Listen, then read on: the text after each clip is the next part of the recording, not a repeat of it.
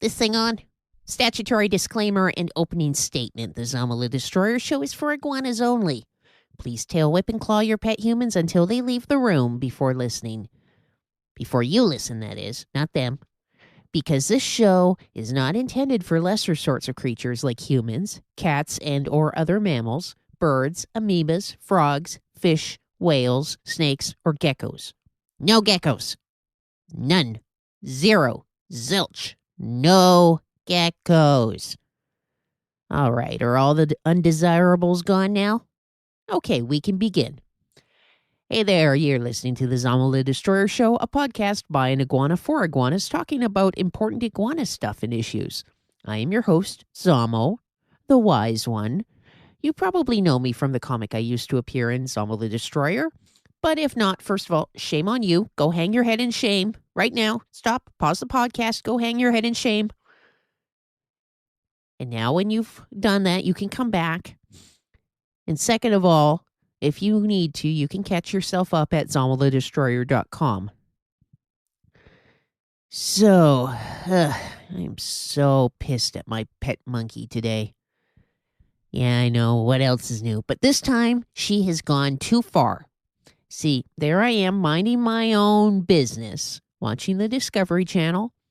You see, they were re-airing the episode of Mythbusters where they were training old dogs to do new tricks, and I was paying close attention because I figured it was transferable to my lab bunnies.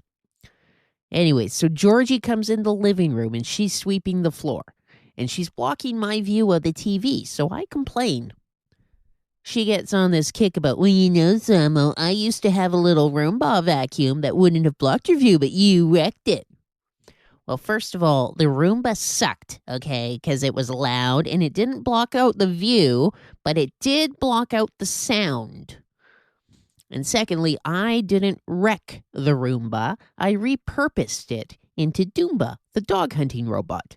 It patrols our property line, and it zaps any neighborhood dogs trying to come and crap on our yard. So don't you bitch about that, you bloody monkey, because guess who's not having to scoop up dog crap on her precious weekend? Yeah, you. She should be thanking me for wrecking the Roomba. Anyway, so then she goes on sweeping, and she looks behind the couch, and she mumbles something. She comes back and holds out this hand sweeper thing to me. Your turn, Zamo. Excuse me? There's some dust balls behind the sofa. How about you go push the Swiffer along and sweep them out? I'm watching TV, monkey. You do it. No, I think this job is perfectly suited for you, Zamo. What kind of racist ass shit is this, Georgie? Racist? There's nothing racist about asking you to do some chores, Zamo. Screw you, Georgie. Just because I'm from South America doesn't mean I'm perfectly suited to be your goddamn maid. I didn't come here from Colombia to clean your house. This isn't about you being from South America. This is about you being small enough to walk behind the sofa and push the Swiffer. Oh, so you're sizist too. You ought to be ashamed of yourself. So then Georgie gets all cunty and says, fine, I'll do it myself. And lo and behold, she has this long handle thingy on a long, long stick, and so she can get the dust balls out from behind the sofa just fine, all by herself. So I says to her, see, you can do it just fine. And then I says to her, Georgie, I swear to the sun god, if you ever ask me to clean your house again, I'm gonna beat you upside the head so hard you're gonna think you're on a first date with that Jian Ghomeshi guy. I should explain for all the iguanas who don't live here in Canada, you know, all you lucky ones. So Jian Ghomeshi, he's some sort of monkey dude who apparently, he had a crappy band 20 years ago. The band sucked ass, so they never made it big. But, no worry, he managed to parlay their non-success into a gig working as a radio host for the local chapter of Pravda. You know, it's the state-run propaganda machine that all the taxpayers got to pay for, whether they like it or not. Well, my buddies down in Venezuela, you know the idea, right?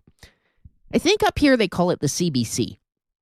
Anywho, So apparently this John dude, he had a reputation going back to the 1980s, even in university, for being kind of a scumbag who likes beating up his girlfriend monkeys until they can't see straight. People were warning other people about him. Everybody knew, except nobody said nothing. Certainly not to the new broads who weren't smart enough ahead and heard yet.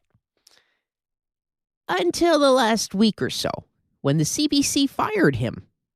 And then there's been this big monkey feces flinging fest in the Canadian media, with his pals taking his side, and they calling these broads liars, etc.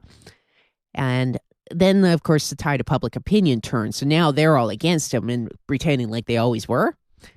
Oh, it is so fun to watch the media eat itself. Well, I mean, monkeys in general, anytime they're fighting amongst each other, of course, that's good for us iguanas. But particularly the media, I have a bit of a beef about this, especially the CBC, because they refuse to let Iggy have control of their airwaves. They won't even have me on as a guest to talk about all the humans should bow down and worship me. They even banned me from calling in to any of their talk shows, and it doesn't seem to matter what phone number I call from. I use Georgie's home line. They don't pick it up. I even went to the neighbors, Mrs. Churchman, and explained that I needed to use her phone to talk about the evil CBC. And she agreed that, yes, the CBC is bad. She had some reasoning about them being anti-Jesus or whatever. I wasn't listening, but I tried using her phone, and I almost got through, and then they recognized my voice. I mean, I even tried to disguise it and talk all human, but no. They recognized it, and they said, Zamo, you're not allowed to call in, and they slammed down, and then after that, they couldn't call back in anymore. I've tried all the neighbors, well, except for the new guy, Mr. Heidel. He's never home, though, so I haven't managed to ask him to use his phone. And also, so far, his windows are very resistant to lockpicking. But I'm working on that. Anyways, the point is, CBC won't let me on their airwaves, so I say they deserve all this bad publicity. And like I said, fun to watch them all fight. But back to the girl monkey hitting dude.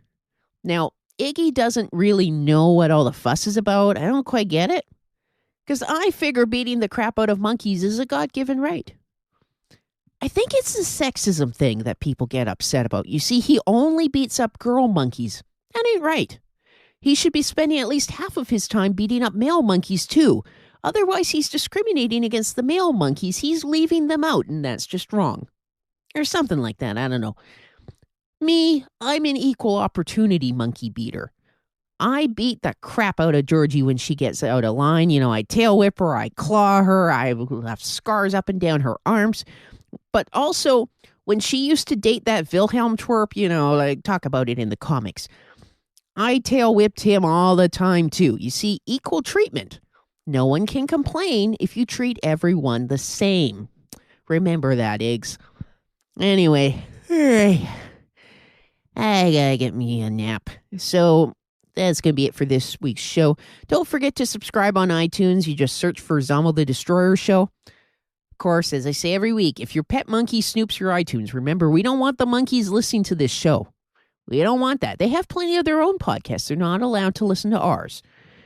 So if iTunes ain't going to work for you because your monkey's going to see it, that's okay. You just go to my website, zamodestroyer.com, and you can grab individual episodes there, or you can stream it or whatever. Anyways, bye for now. Talk at you again next Sunday.